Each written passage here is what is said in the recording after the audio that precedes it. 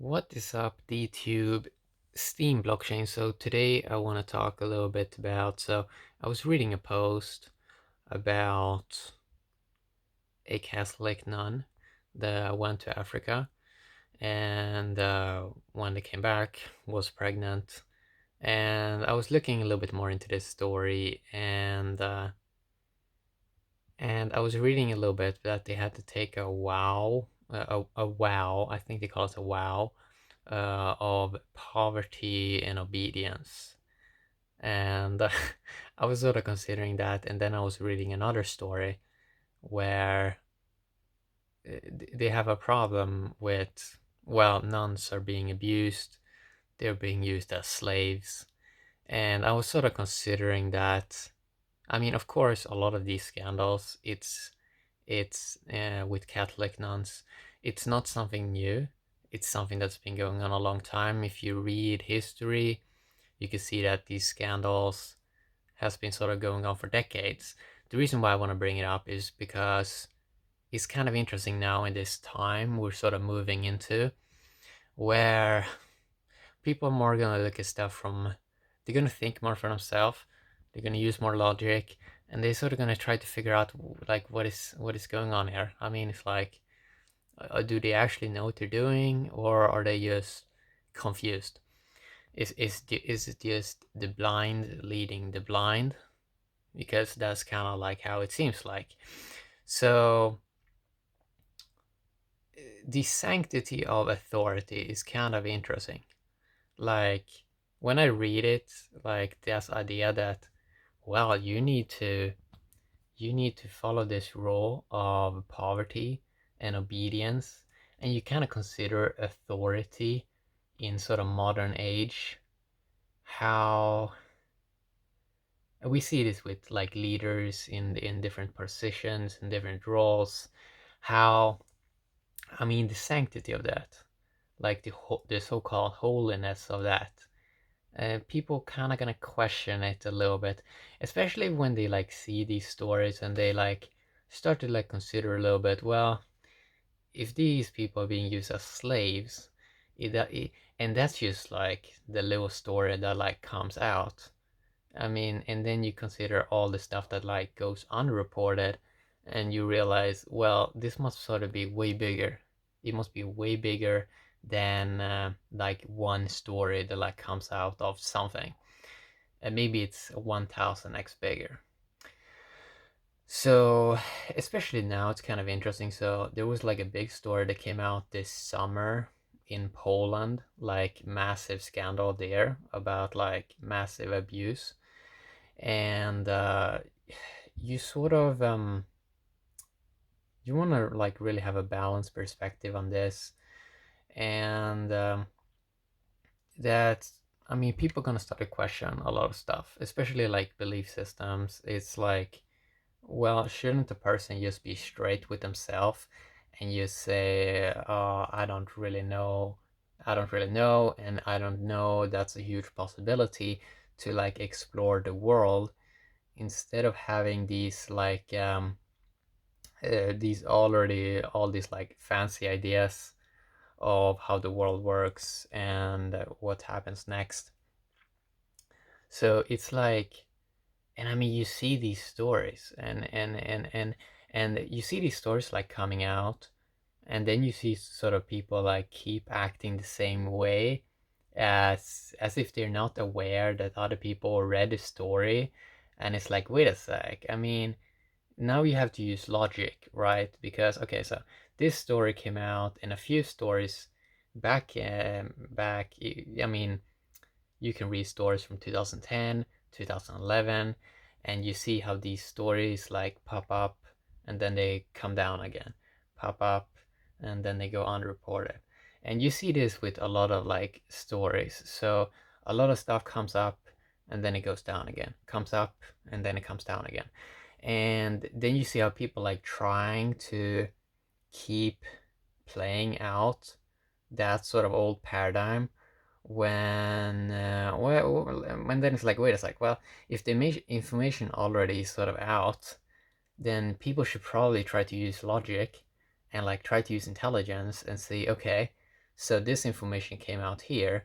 Okay, now I sort of have to reevaluate how I sort of look at things. And then you see that people are not really doing it, and then it becomes the blind leading the blind. And eventually people get super confused then, because then eventually you move into a phase where nobody's really using intelligence. And if people are not really using intelligence, if they're not looking at stuff, if they can't perceive stuff, then it doesn't look like a clever like strategy moving forward in the world. So it's interesting with all these scandals like coming out, and that idea, like this sanctity of authority, that idea that one sort of person or like one entity has authority over truth. I mean, it doesn't really seem like it's gonna play out that well. It doesn't seem like it's gonna hold up, because stuff that humans like make up in their own mind, that's like that's a fancy story, while truth is just truth. It doesn't really need, something like backing it up, right? So this, you see this story coming out, okay, and it's like, okay, they were used, so there was a story how they're used as slaves, the Catholic nun, and I mean, it's like, what is going on here? And of course more is going to come out eventually. Like, it's not going to stop. So people are probably, I mean, they can no longer like, they kind of have to see truth eventually, or they will see truth.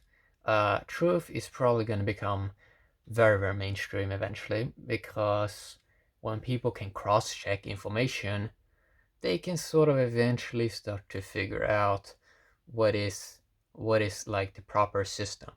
Now, I started to do this around 2010, and you reading all these mainstream stories already then, and you saw how much lies it was. It was like lies after lies after lies. And for me, I just want to get to the truth. Like, I sort of want to have, if the world, if you want to move to, let's say, something better, you sort of have to try to navigate towards more truth.